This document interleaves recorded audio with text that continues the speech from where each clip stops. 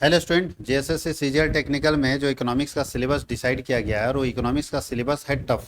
पिछले बार जो इकोनॉमिक्स का सिलेबस जारी किया गया था, जो पीजीटी 2023 में हुआ है या उससे पहले जो रेवेन्यू इंस्पेक्टर में एग्जाम हुआ था, उसका सिलेबस बिल्कुल अलग था। बहुत सारे लोग हमेशा कमेंट कर रहे हैं कि सिलेबस पुराना नहीं, सिलेबस बिल्कुल नया है। और मैं फिर बता दूं, इसका कोई कंटेंट किसी के पास अवेलेबल नहीं, इसलिए कोई गेस्ट पेपर या कोई किताब भी नहीं छप रहा है मार्केट में।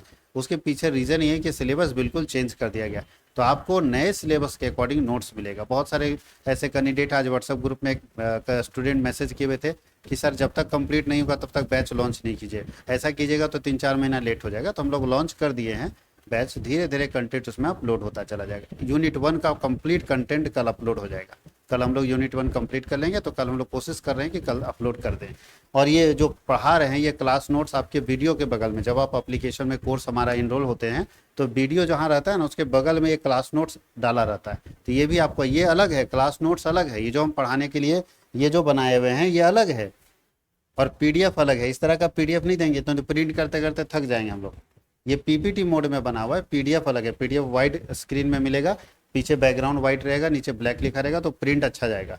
ये हम लोग पढ़ाने के लिए बनाए हैं, इसलिए इसमें हिंदी, बहुत जगह पे हिंदी लिखा हुआ है, लेकिन आपके पीडीएफ में हिंदी इंग्लिश दोनों रहेगा। तो चलिए स्टार्ट करते हैं। 2 लेक्चर हम लोग ले चुके हैं। आज हम लोग पढ़ने वाले हैं क्लास 3rd। और हम लोगों के सिलेबस में जो टफ चीज़ डाला है, सबसे पहला ही टॉपिक दिया, मार्शल का पूरा कंसेप्ट दे दिया। और आपको बताए थे पिछले क्लास में, अगर याद होगा, कि मार्शल को मॉडर्न माइक्रो इकोनॉमिक्स का फादर कहा जाता है। मार्शल ने बहुत बड़ा कंट्रीब्यूशन हमारे इकोनॉमिक्स में दिया है। यानी दुनिया में जितने बड़े बड़े प्रॉब्लम्स थे इकोनॉमिक्स के, उसको सॉल्व करने में मार्शल का बहुत बड़ी भूमिका है, बहुत बड़ा योगदान रहा है। और उसी को हम लोग यहाँ देखने वाले हैं कि आखिर क्या मार्शल बताया। मार्शल से पहले की दुनिया यानी इकोनॉमिक्स बोल अगर देखा जाए तो प्री मार्शल एज हम लोग देखेंगे कि मार्शल के आने से पहले का इकोनॉमिक्स क्या था और मार्शल के आने के बाद इकोनॉमिक्स में क्या चेंजेज आया। तो बहुत चेंजेज आया है, अभी एक एक करके हम लोग धीरे धीरे पढ़ेंगे। पिछले क्लास में हम लोग डिस्कस कर चुके थे कि मार्शल, सबसे पहले डिस्कस किए कि प्राइस डिटर्मिनेशन थ्योरी जो है, मूल्य निर्धारण सिद्धांत, वो मार्शल ने बड़ा अच्छा दिया।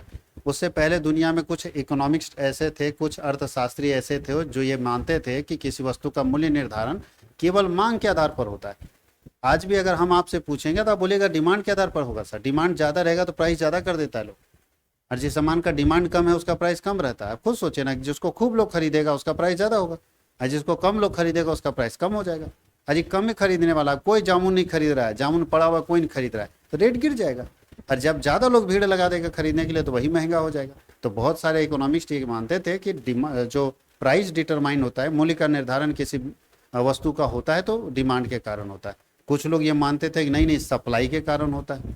अगर मान लीजिए मार्केट में प्याज, हजारीबाग अगर हम पूरे या झारखंड की बात करें तो 200 क्विंटल पर डे खपत है झारखंड में प्याज का। 100 क्विंटल आएगा तो रेट अपने बढ़ जाएगा, क्योंकि जितना चाहिए उतना नहीं डालिएगा तो सप्लाई कम होगा और डिमांड ज़्यादा रहेगा, तो फिर क्राइसिस होगा, क्राइसिस होगा तो रेट बढ़ेगा। तो कुछ लोगों का ये भी मानना है कि सप्लाई बहुत बड़ा फैक्टर है। लेकिन मार्शल जब आए तो बड़ा अच्छा कंसेप्ट दिए, बोले ना तो डिमांड अकेला कुछ कर सकता है और ना ही सप्लाई अकेला कुछ कर सकता है।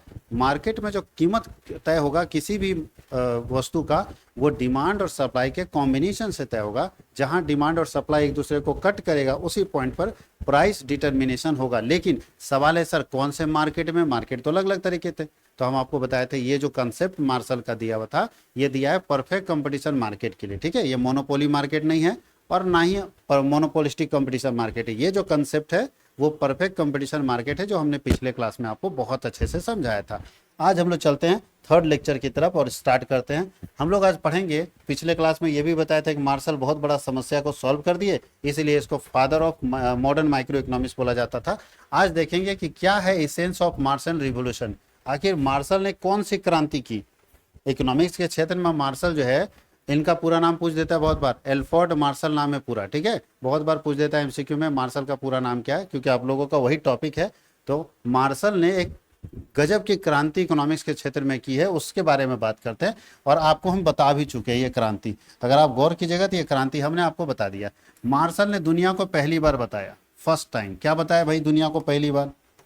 क्या ऐसा चीज था जो दुनिया को पता नहीं था? इनका यही कहना था कि प्राइस थ्योरी डेवलप किया। दुनिया में पहली बार मार्शल लेकर आया था प्राइस थ्योरी। याद कीजिएगा, हम पहले क्लास में बता चुके, बस थोड़ा सा समझा दे रहे हैं। प्राइस थ्योरी याद रखिएगा, क्योंकि दुनिया में पहले लोग ये कहते थे कि या तो डिमांड कीमत तय करता है या तो सप्लाई कीमत तय करता है। लेकिन मार्शल जो है वो दुनिया को समझाए और बताए कि नहीं, किसी वस्तु का प्राइस जो है वो डिमांड और सप्लाई दोनों तय करता है। इसलिए इसको हम लोग कौन सा थ्योरी बोलते हैं? Price theory. तो पूछा जाएगा कि मार्शल ने क्या डेवलप किया है? प्राइस थ्योरी डेवलप किया है। और मार्शल का कहना है कि डिमांड पक्ष को भी फोकस करना होगा और सप्लाई पक्ष को भी फोकस करना होगा। डिमांड पक्ष क्या? तो डिमांड पक्ष बोलता था यूटिलिटी थ्योरी होता था, यानी किसी वस्तु का कीमत यूटिलिटी के आधार पर, यूटिलिटी मतलब होता है उपयोग के आधार पर तय होता था। जिस सामान का आप गौर कीजिएगा, जिस सामान महंगा कौन होता है? जिसको लोग ज़्यादा यूज़ करता है। सस्ता कौन होता है? जिसको कोई नहीं पूछता, वो सस्ता होता है। और जब जब किसी चीज़ का ज़्यादा डिमांड होता है तो उसका प्राइस बढ़ जाता है। तो ये यूटिलिटी थ्योरी मानता था कौन? जो डिमांड साइड वाले इकोनॉमिक्स थे, जो अर्थशास्त्री मांग पक्ष वाले थे, वो ये कहते थे कि भाई यूटिलिटी थ्योरी से ही देखिए यहाँ पे ये बताते थे, ये बताते कस्टमर का जो यूटिलिटी उपयोग है उससे तैयार कंज्यूमर, यूटिलिटी कंज्यूमर के पास आता है और कंज्यूमर जो है वो क्या क्रिएट करता है? Marginal utility. और यहाँ से हम लोग किसी कीमत को तय करते हैं। और इनका कहना था जो सप्लाई पक्ष वाले कि ना ना, प्राइस यूटिलिटी से तय थोड़ी होता है जी। प्राइस डिसाइड होता है कॉस्ट ऑफ प्रोडक्शन से, सामान का कीमत कितना है। जो सप्लाई, मान लिया सप्लाई पक्ष कौन होंगे जानते हैं? ये होंगे सप्लायर। सप्लायर मतलब यहाँ आपको सप्लायर बन के सोचना होगा, बिजनेसमैन बन के सोचना होगा, तब इसको समझ पाइएगा। बिजनेसमैन क्या करेगा? कीमत कैसे तय करेगा? कस्टमर के डिमांड पर या उसका लागत पर। तो अगर हम बिजनेसमैन होंगे, हम होटल में मिठाई बना रहे तो हम अपना कीमत तय करेंगे कॉस्ट ऑफ प्रोडक्शन के आधार पर, कि जो मेरा लागत है भैया, दूध इतना लगा, चीनी इतना, लेबर इतना, सब जोड़ लेंगे प्लस प्रॉफिट जोड़ देंगे तो हमारा निकल जाएगा प्राइस। और जो कस्टमर है, यहाँ पे कस्टमर बन के अपने आप को सोचिएगा, यहाँ पे कस्टमर बन के सोचिएगा। कस्टमर क्या सोचता होगा बताइए? कस्टमर ये सोचता है भैया, डिमांड और सप्लाई के, कस्टमर ये सोचता है कि हम लोग क्या चीज़ के, अच्छा प्राइस आप क्यों देते हैं किसी चीज़ का? कोई व्यक्ति ऐसा है जो समोसा 5 रुपये में भी मिल रहा है, खा रहा है लोग, और कोई 10 रुपये में भी समोसा खा रहा है। अलग अलग प्राइस 10 रुपया क्यों दे रहा है कस्टमर? बेवकूफ़ है? नहीं है। वो क्यों दे रहा है? क्योंकि यूटिलिटी अलग अलग है। जो 5 रुपये का है उसका यूटिलिटी और जो 10 रुपये का उसका यूटिलिटी अलग अलग है। कोई समोसा 20 रुपये में भी खा रहा है, घी वाला समोसा है भैया, खाओ 20 रुपये में। तो क्या लगता है तीनों में जो उसको संतुष्टि मिल रहा है वो एक ही है या अलग अलग है? अलग अलग है। इसका मतलब है कि यूटिलिटी थ्योरी जो है वो कस्टमर ध्यान रखता है कि हमको जैसा मज़ा आएगा। नहीं बोलता है कि अगर कहीं रसगुल्ला खाए और सच में इतना बड़ा साइज था और खाने में भी मज़ा आया और 20 रुपया लिया, जबकि जनरली 10 रुपये में मिलता है, फिर भी आप एक शब्द नहीं बोलते हैं। इसलिए नहीं बोलते क्योंकि आपको क्या मिला? यूटिलिटी। जब हमको यूटिलिटी मिलेगा हम पे करने के लिए तैयार हैं। और हमको यूटिलिटी नहीं मिला और 20 रुपया बोलेगा तो हम बोले ना भाई तुमको ठग दियो, ये 10 रुपये का लायक नहीं था। इसका मतलब है कि कस्टमर ये मानता है कि प्राइस में सबसे बड़ा रोल है यूटिलिटी का, जबकि सप्लायर ये मानता है कि प्राइस डिसाइड करने में सबसे बड़ा रोल है कॉस्ट ऑफ प्रोडक्शन का। और मार्शल बोलते हैं दोनों का है। देखिए मार्शल क्या किए, पढ़िए। फिर दोनों को जोड़कर मार्शल ने क्या किया? प्राइस थ्योरी डेवलप किया। क्या, कौन सा चीज़ डेवलप किया? प्राइस थ्योरी, जिसमें प्राइस कैसे होगा, देखिए लिखा है, मूल्य का निर्धारण कैसे होगा? Interaction of demand and supply. से ग्राफ बनाने बताए थे, ये था डिमांड कर्व और ये था सप्लाई कर्व, और यहाँ बीच में इंटरेक्ट कर रहा था। इसी जगह पे किसी वस्तु का कीमत तय होगा, यही इंटरेक्शन पॉइंट है। और यहीं पे क्या होगा? प्राइस डिटरमाइन होगा। प्राइस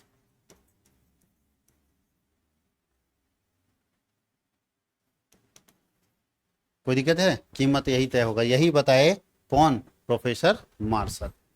अब चलते हैं अगले स्लाइड की तरफ। अगले में हम लोगों को यही चीज़ पढ़ना है जो अभी हम आपको ग्राफ बता दिए। देख लीजिए, डिमांड हमेशा ऐसे नीचे जाएगा और सप्लाई हमेशा ऊपर। देखिए एकदम यहाँ चमकता हुआ सितारा दिख रहा है, बस यही है। आपको तो कलर से समझ में आ गया होगा। देखिए बड़ा अच्छा लिखा है, ये लाइन डिमांड का, ये लाइन सप्लाई का, ग्रीन वाला सप्लाई का, और यही बिंदु है जहाँ पे क्या होगा? प्राइस डिसाइड होगा, प्राइस डिटरमाइन होगा, मूल्य का निर्धारण इसी बिंदु पर होगा। यानी यहाँ देखिए 50-50 जहाँ भी टच किया वही प्राइस डिटर्मिनेशन पॉइंट है, इसी बिंदु पर मूल्य का निर्धारण होगा। जैसा कि यहाँ ने मार्शल ने प्राइस थ्योरी दिया और प्राइस थ्योरी का वैज्ञानिक रूप दिया, जहाँ ये बताए कि चूंकि डिमांड कर्व ऊपर से नीचे की तरफ जाता है और सप्लाई कर्व नीचे से ऊपर की तरफ जाता है, तो जिस जगह पे डिमांड और सप्लाई एक दूसरे के बराबर हो जाएगा, उसी बिंदु पर, उसी पॉइंट पर किसी वस्तु का मूल्य का निर्धारण होगा। ये बताता है कौन? ये बताता है मार्शल का जो थ्योरी है, प्राइस थ्योरी। मार्शल का कौन सा थ्योरी? Price theory. ये बताता है कि उस बिंदु पर किसी वस्तु का प्राइस तय होगा जिस बिंदु पर डिमांड और सप्लाई का कर्व एक दूसरे को कट करेगा। मैं फिर बता दूं कि मार्केट अलग अलग है, याद रखिएगा। हम जो बात बोल रहे हैं कौन से मार्केट की बात कर रहे हैं? परफेक्ट कंपटीशन मार्केट, याद रखना है। इकोनॉमिक्स बहुत खतरनाक सब्जेक्ट है। अभी मेरा बात झूठा साबित कर देगा कोई, 1 मिनट लगेगा, झूठा साबित कर देगा। लेकिन हम जब ये लिख दिए, आप झूठा साबित नहीं कर सकेगा। अभी झूठा साबित होगा, गलत बोल रहे हो आप। मोनोपोली मार्केट में ऐसा नहीं होता है। मोनोपोली मतलब हम अकेले हैं, तो हम मार्केट तय करेगा, डिमांड सप्लाई तय करेगा, हम तय करेंगे। किंग मेकर हम है, प्राइस मेकर हम है। हम अकेले सिंगल वन है पूरे झारखंड में, अकेले पढ़ाने वाले हैं, तो प्राइस हम तय करेंगे, मार्केट तय नहीं करेगा, ना डिमांड ना सप्लाई, कुछ नहीं, हम तय करेंगे। तो इसका मतलब है कि मोनोपोली मार्केट का सिस्टम तो अलग होगा, अब मोनोपोलिस्टिक कंपटीशन का सिस्टम अलग होगा। इसलिए हम जो बात कर रहे हैं कौन से मार्केट की बात कर रहे हैं? परफेक्ट कंपटीशन मार्केट में मूल्य का निर्धारण उस बिंदु पर होगा जहां डिमांड और सप्लाई का कर्व एक दूसरे को आपस में कट करेगा। उसी बिंदु, वही इक्विलिब्रियम प्राइस होता है। देखिए यहाँ लिखा होगा संतुलन कीमत होता है। कौन सा कीमत होता है? संतुलन कीमत, इक्विलिब्रियम प्राइस इसको हम लोग बोलते हैं। याद रखिएगा, संतुलन कीमत है इक्विलिब्रियम प्राइस, और इसी जगह पे हम लोगों का कीमत तय होगा। यही है इक्विलिब्रियम प्राइस, यहीं पे ईपी कर देते हैं, इक्विलिब्रियम प्राइस, और इसी पे हम लोगों का कीमत तय होगा। तो ये तो बता चुके हैं अभी आपको, और बहुत अच्छे से बताए थे। देखिए लिखा है द डिमांड कर्व डाउन होगा और सप्लाई कर्व अप जाएगा, और जहां कट करेगा वही पॉइंट पर दोनों का, इसका एक टेबल भी बनाया हुआ होगा। अच्छा, टेबल इधर नहीं है, टेबल होगा आगे है, आगे टेबल मिलेगा तो वहाँ बताएंगे कि कैसे बराबर हो जाता है। यहाँ तक कोई दिक्कत है? यहाँ तक तो समझ में आ गया होगा सबको। अब चलते हम लोग चलते हैं आगे, और आगे हम लोग पढ़ेंगे introduction of partial equilibrium analysis. Partial equilibrium का मतलब है कि अगर थोड़ा मोड़ा इनबैलेंस हो जाए तब क्या होगा? आंशिक संतुलन। अच्छा, संतुलन बिंदु कौन होगा अभी बताए थे? बताइए, इक्विलिब्रियम प्राइस कौन सा होगा? जहां डिमांड और सप्लाई एकदम बराबर होगा। जिस पॉइंट पर डिमांड और सप्लाई बराबर होगा उस संतुलन कीमत है, उसको बोलते हैं इक्विलिब्रियम प्राइस, संतुलन कीमत। और जहाँ आंशिक संतुलन का मतलब है कि डिमांड और सप्लाई एग्जैक्ट बराबर नहीं है, बट लगभग बराबर है। इसलिए कुछ देखिए यहाँ लिखा है कि मार्शल की सबसे महत्वपूर्ण उपलब्धि यही रही है जिसमें एक समय में केवल एक बाजार का अध्ययन करना होता है, केवल एक मार्केट का। और लिखा है केवल, जैसे यहाँ केवल गेहूं के बाजार का अध्ययन कर रहे हैं, बाकी बाजार को आप मान लेते स्थिर है। आखिर कोई भी एक अर्थशास्त्री सारे बाजार के सारे सिचुएशन को एक बार तो स्टडी नहीं कर सकता।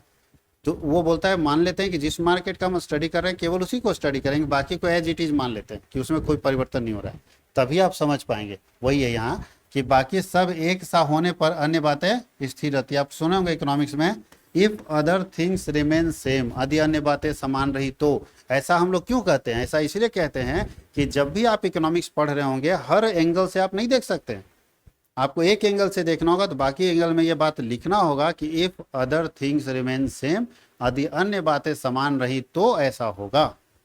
जैसे हम लोग पढ़े थे लॉ ऑफ डिमांड में, बताइए, प्राइस बढ़ता है तो डिमांड घटता है, आप सब जानते हैं, और प्राइस घटता है तो डिमांड बढ़ता है, सब जानते थे।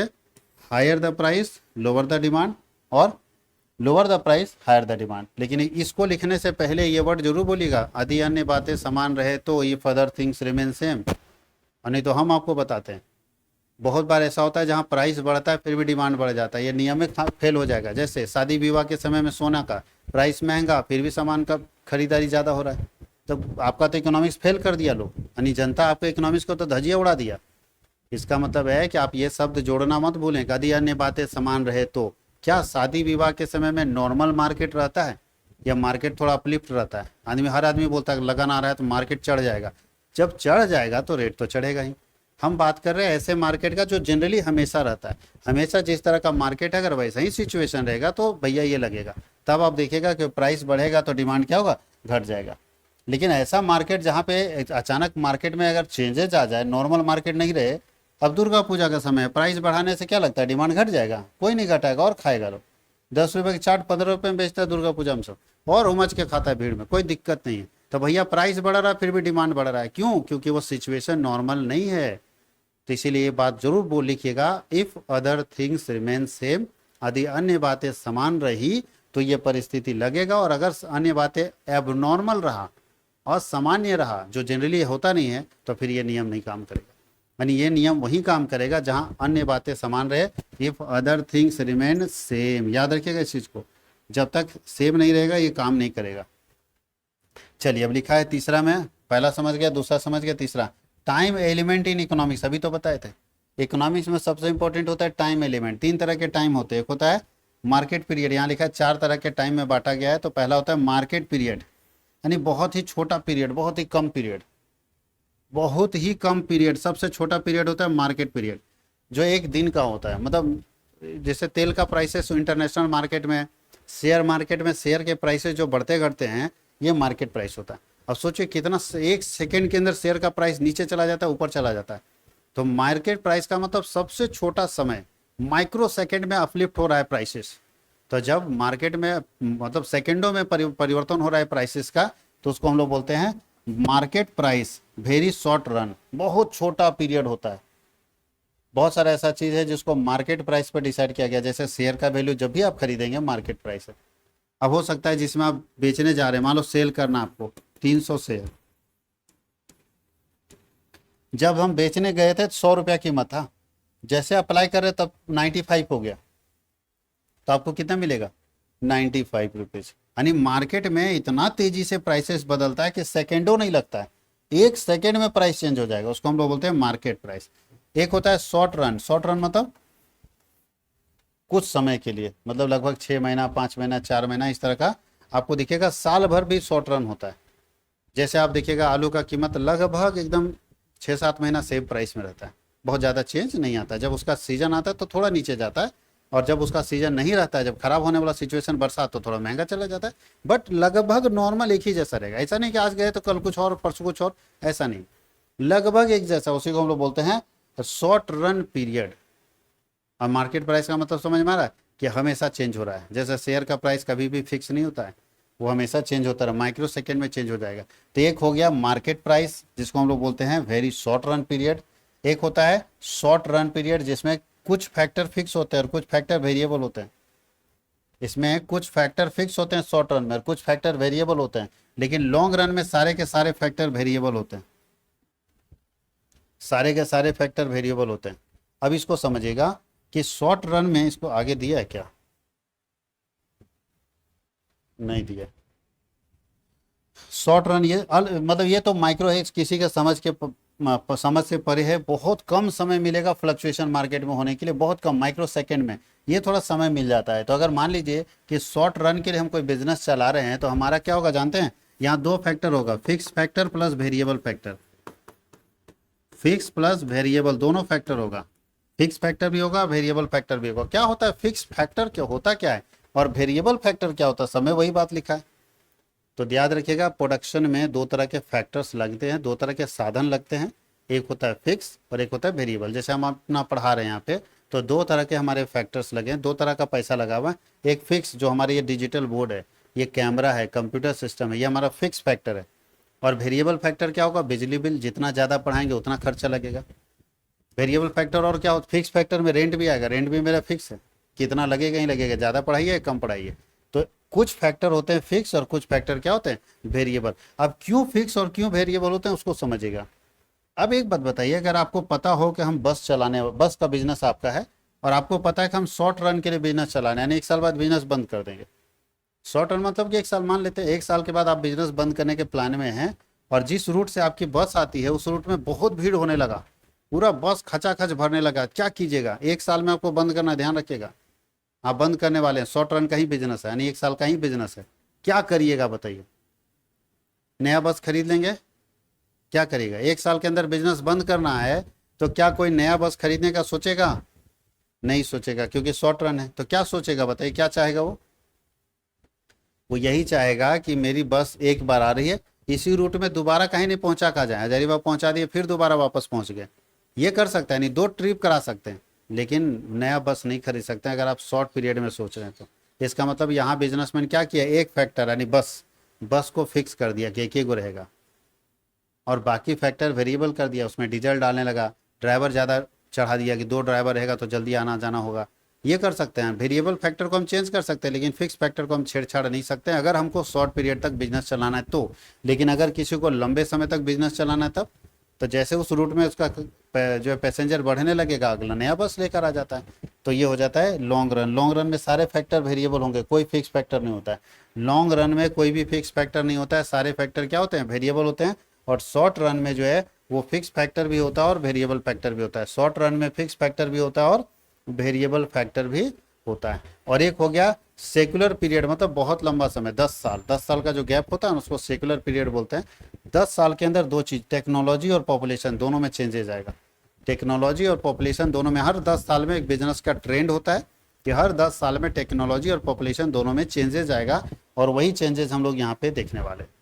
तो फिर से देखें, 4 पीरियड, पहला हो गया वेरी शॉर्ट, दूसरा हो गया शॉर्ट, तीसरा लॉन्ग, और चौथा वेरी लॉन्ग है वो, मतलब 10 साल का एक गैप। 10 साल के बाद टेक्नोलॉजी अपग्रेडमेंट होगा, टेक्नोलॉजी अपग्रेड होगी।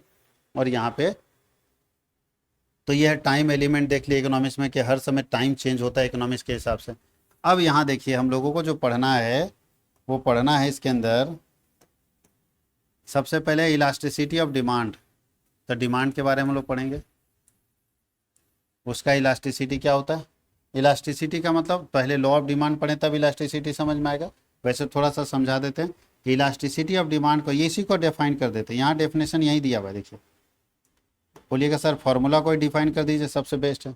इलास्टिसिटी ऑफ डिमांड मीन्स क्या, percentage change in quantity divided by percentage change in price. तो बोलता है if percentage change in quantity is divided by percentage change in price, अगर मात्रा में प्रतिशत परिवर्तन को मूल्य में प्रतिशत परिवर्तन से भाग दिया जाता है तो निकल जाता है इलास्टिसिटी ऑफ डिमांड। कोई दिक्कत है, इलास्टिसिटी ऑफ डिमांड। तो इलास्टिसिटी ऑफ डिमांड ध्यान रखिएगा, एक लॉ ऑफ डिमांड भी बात होता है। एक बात है लॉ ऑफ डिमांड और एक है इलास्टिसिटी ऑफ डिमांड, दोनों में अंतर है। लॉ ऑफ डिमांड और इलास्टिसिटी ऑफ डिमांड में अंतर है कि नहीं, बताइए। एक है लॉ ऑफ डिमांड और एक है इलास्टिसिटी ऑफ डिमांड, बताइए क्या अंतर है दोनों में। तो लॉ ऑफ डिमांड ये कहता है, मांग का नियम ये कहता है कि यदि अन्य बातें समान रही तो if other things remain same, price बढ़ेगा तो डिमांड घटेगा, प्राइस घटेगा तो डिमांड, ये एकदम ऐसे ही ऊपर नीचे होता रहता है। ये बताता है लॉ ऑफ डिमांड कि भैया प्राइस अगर बढ़ेगा तो डिमांड घटेगा, प्राइस घटेगा तो डिमांड बढ़ेगा।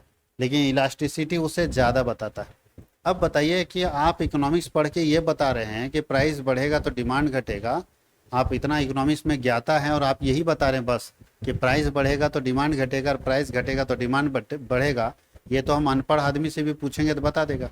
उससे भी पूछ रहे हैं अनपढ़ आदमी, एकदम अंगूठा छाट, बोल दीजिए कि भैया टमाटर हो गया 150 रुपये किलो, ज़्यादा बिकेगा कम बिकेगा, तो भी बताए कम बिकेगा भाई, महंगा हो गया तो कम लोग खरीदेंगे। तो ये तो इकोनॉमिक्स का चीज़ तो अनपढ़ आदमी भी जान रहा है। तो आपको मेनली जानना ये नहीं है कि प्राइस बढ़ेगा तो डिमांड घटेगा, कोई भी आदमी जानता है कि प्राइस अगर अप गया तो डिमांड बढ़ जाएगा, सॉरी घट जाएगा। और लेकिन सबसे मेन चीज़ जरूरी है ये जानना, मांग की लोच, elasticity of demand. Elasticity of demand ये कहता है कि अगर हम प्राइस में 20% कम कर दिए, प्राइस को हम कितना परसेंट, 20% कम कर दिए, तो डिमांड कितना परसेंट ज़्यादा होगा। अगर हमको कोई ट्यूशन, हम वो लोगों को बहुत लोग ऑनलाइन में सजेस्ट कर रहे हैं कि सर फी को ध्यान दीजिए, चलिए हम मान लेते हैं हमारा फी अभी 4100 है, हम 3100 कर देते हैं, 4100 से उठा के कहाँ कर देते हैं 3100 कर देते हैं। तो हम ये देखना चाहेंगे ना कि मेरा डिमांड कितना बढ़ेगा। अगर डिमांड ज़्यादा बढ़ जाएगा तो हमको 3100 करने में फ़ायदा है।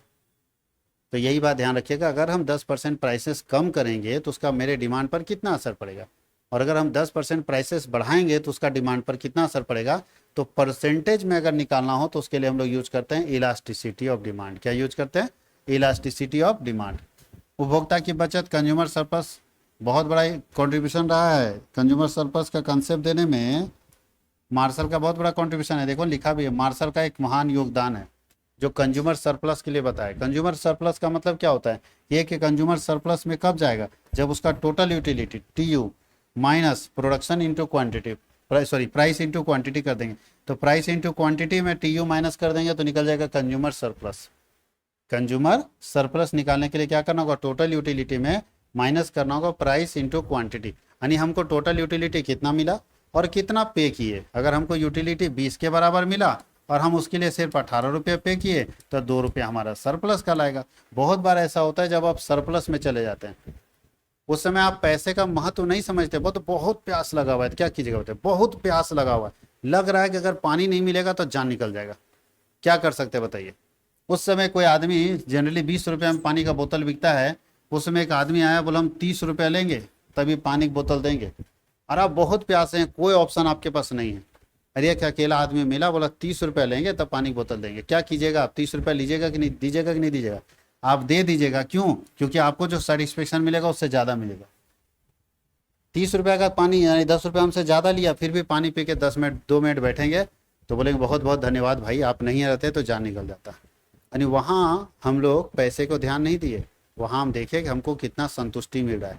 तो जब टोटल यूटिलिटी में प्राइस और क्वांटिटी को मल्टीप्लाई करके जो आएगा, प्राइस और क्वांटिटी को मल्टीप्लाई करके ही ना आएगा 30 रुपया, कि सामान था 20 रुपये का, मान लो इसको संतुष्टि मिला 60 रुपये का और देना पड़ा 30 रुपया, तो 30 रुपया सरप्लस में चला गया।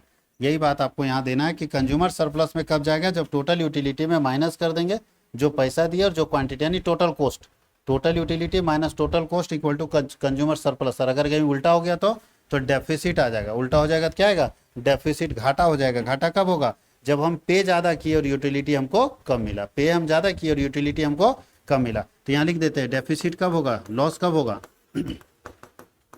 जब जब इसको टीसी बोलते हैं, टोटल कॉस्ट। क्या बोलते हैं, total cost. Price into two quantity क्या होता है, 10 रुपये टमाटर है 5 kg, तो 10 इंटू 5 50 रुपये होगा, तो 50 रुपये लागते ना होगा।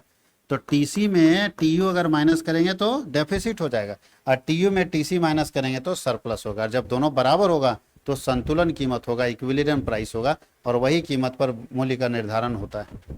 और वही कीमत पर किसका निर्धारण होता है, मूल्य का निर्धारण होता है। एक और कंसेप्ट देखेंगे 6 नंबर, कल्याणकारी अर्थशास्त्र फाउंडेशन। ये तो पहले जानते हैं कि वेलफेयर इकोनॉमिक्स फाउंडेशन, यानी वेलफेयर का कंसेप्ट देने वाले कौन है, मार्शल।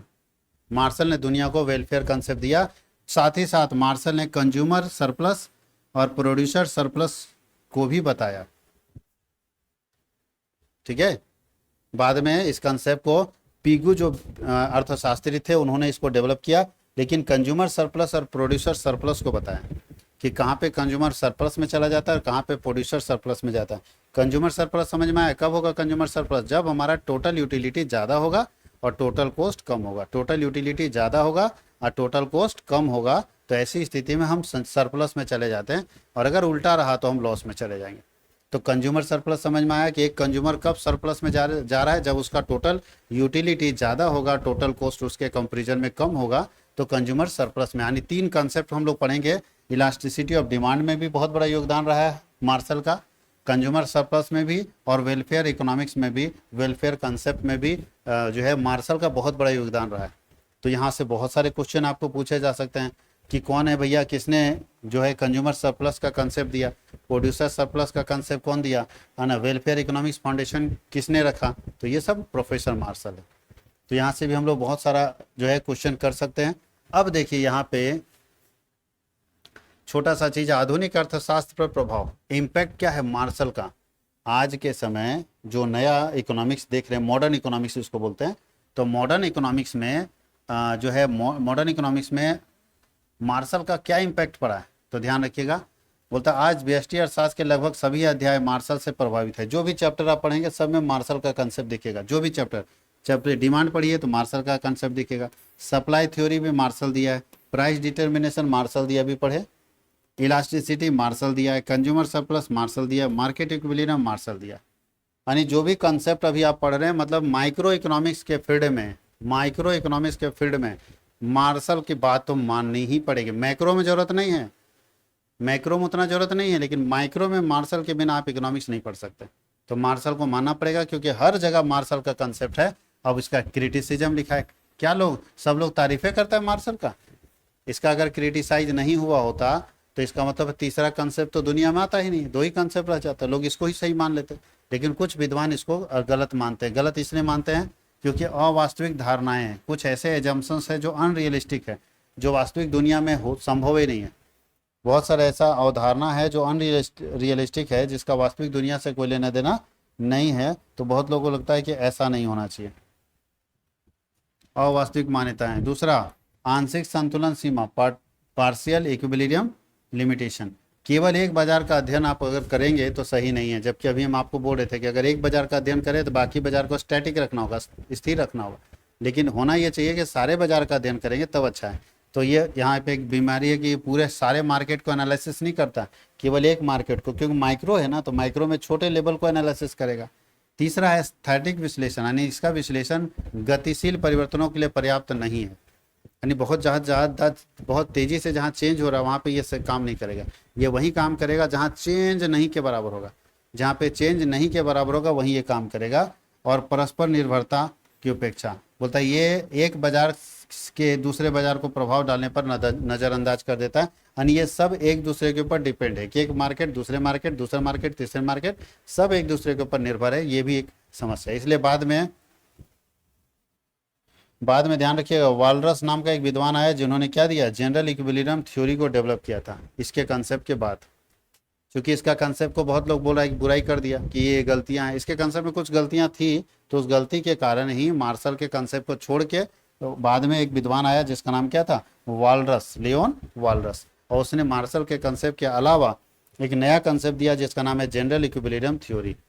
क्या नाम है, जनरल इक्विलिब्रियम थ्योरी। इस कंसेप्ट को उसने दिया।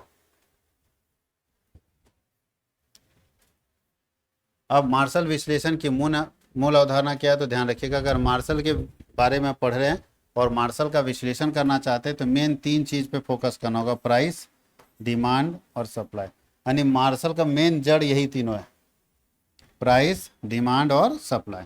आपको ये समझना पड़ेगा, तभी आप काम कर पाएंगे। क्या क्या कर पाएंगे इसमें, कंज्यूमर इनकम के बारे में पढ़ेंगे, कंज्यूमर टेस्ट के बारे में पढ़ेंगे, population, government policy, price of related technology, related goods technology, ये सब के बारे में आप पढ़ेंगे। इसको हम लोग बोलते हैं एजम्पशन, मान्यताएं।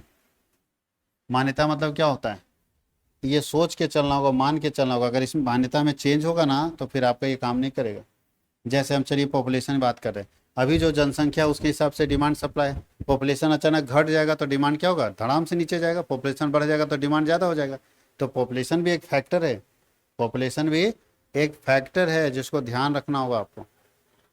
जब आप कीमत तय कर रहे होंगे तो पॉपुलेशन भी एक फैक्टर है जिसको आपको फोकस करना होगा, ध्यान रखना होगा। उसी के बारे में यहाँ लिखा है कि स्थिर माने गए कारक कौन कौन से ऐसे फैक्टर है जिसको कांस्टेंट माना जाता है। कांस्टेंट का मतलब है कि इसमें कोई चेंज जल्दी नहीं आएगा, उसको हम लोग बोलते हैं कांस्टेंट। और कांस्टेंट कौन कौन सा था, टेक्नोलॉजी में चेंज नहीं होना चाहिए, अगर होगा तो नहीं लगेगा ये नियम। प्राइस ऑफ रिलेटेड गुड्स में चेंज नहीं होना चाहिए, गवर्नमेंट पॉलिसी में चेंज नहीं होना चाहिए, जनसंख्या में चेंज नहीं होना चाहिए, कस्टमर टेस्ट और प्रेफरेंसेस में चेंज नहीं होना चाहिए, और कंज्यूमर इनकम में भी चेंज नहीं होना चाहिए। अगर ये सब में चेंज नहीं होगा तो मार्शल का कंसेप्ट लगेगा, और अगर इसमें से एक भी चेंज हो गया तो फिर ये जो मान्यता है ना, एजम्पशन, वो फेल कर जाएगा। हम लोग भी बहुत सारी मान्यताएं देखते हैं, मान्यता मतलब हमारे रूल्स, तो मान्यता है तो उसके पीछे कंडीशन लगा होता है कि ऐसा करोगे तब होगा। अगर उसमें एक भी मान्यता टूटा तो फेल हो जाएंगे। तो यही बात यहाँ लिखा है कि अगर इसमें से एक भी मान्यता टूट गया, जैसे टेक्नोलॉजी चेंज हो गया, तो फिर ये नहीं काम करेगा। टेक्नोलॉजी में चेंज नहीं होना चाहिए, कंज्यूमर इनकम चेंज नहीं होना चाहिए, कंज्यूमर टेस्ट और प्रेफरेंसेस चेंज नहीं होना चाहिए, पॉपुलेशन चेंज नहीं होना चाहिए, price of related goods change नहीं होना चाहिए, और साथ ही साथ गवर्नमेंट पॉलिसी में भी कोई बदलाव नहीं होना चाहिए, तब ये लगेगा। और अगर इसमें कहीं कोई चेंज आया और कोई बदलाव आया तो फिर ये नियम नहीं लगेगा। तो याद रखना है इस सब चीज़ को कि प्राइस अगर हम डिसाइड कर रहे हैं तो कैसे। अब देखिए सारे मार्केट के बारे में थोड़ा थोड़ा दिया है। बोलता है partial equilibrium assumption. Equilibrium assumption कुछ कुछ यहाँ दिया है। तो मार्शल की एक समय में केवल एक वस्तु के बाजार के बारे में स्टडी करने को कहा, बाकी बाजार को मानने बोला कि मान लो कि वो कुछ हो ही नहीं रहा, भुला जाओ सब, सिर्फ एक बाजार को स्टडी करो, जो यहाँ लिखा हुआ है। और यहाँ लिखा है परफेक्ट कंपटीशन मार्केट कैसा मार्केट होता है, तो बताइए। मार्शल का विश्लेषण था, परफेक्ट कंपटीशन मार्केट एक ऐसा मार्केट है जहाँ पे हाई लेवल का कंपटीशन होगा, जहाँ पे जबरदस्त कंपटीशन होगा, ऐसे मार्केट को परफेक्ट कंपटीशन मार्केट बोलते हैं। जहाँ खरीदने और बेचने वालों की बड़ी संख्या होगी, large number of buyer and seller, जहाँ एक जैसे उत्पाद होंगे, सारा प्रोडक्ट क्वालिटी और क्वांटिटी में एक जैसा। सोचिए ना, अगर जिस दिन ये मार्केट आ गया परफेक्ट कंपटीशन मार्केट, हर मोबाइल एक जैसा, अलग अलग नहीं। अभी तो अलग अलग है ना, किसी में ज़्यादा है, किसी में ज़्यादा क्वालिटी तो ज़्यादा महंगा है, कोई 1.5 लाख का बिक रहा है, कोई 50,000 का बिक रहा है, कोई 18,000 का बिक रहा है, कोई 10,000 का बिक रहा है। लेकिन जब ये मार्केट आ जाएगा तो सारा प्रोडक्ट एक जैसा होगा, क्वालिटी में भी और क्वांटिटी में भी, तो प्राइस भी एक जैसा रहेगा। तीसरा, आने और जाने की आज़ादी। आने और जाने का मतलब है कि कोई भी बिजनेस इस मार्केट में, परफेक्ट कंपटीशन मार्केट में, कभी भी बिजनेस करने के लिए घुस सकता है और कभी भी बिजनेस छोड़ के निकल सकता है। यानी एंट्री और एग्जिट ईजी हो जाता है ऐसे बिजनेस में, जब हम लोग परफेक्ट कंपटीशन मार्केट की बात करते हैं। पूरी जानकारी है। परफेक्ट कंपटीशन मार्केट एक ऐसा मार्केट होगा जहां कस्टमर को प्रोडक्ट के बारे में पूरी जानकारी मिलेगी।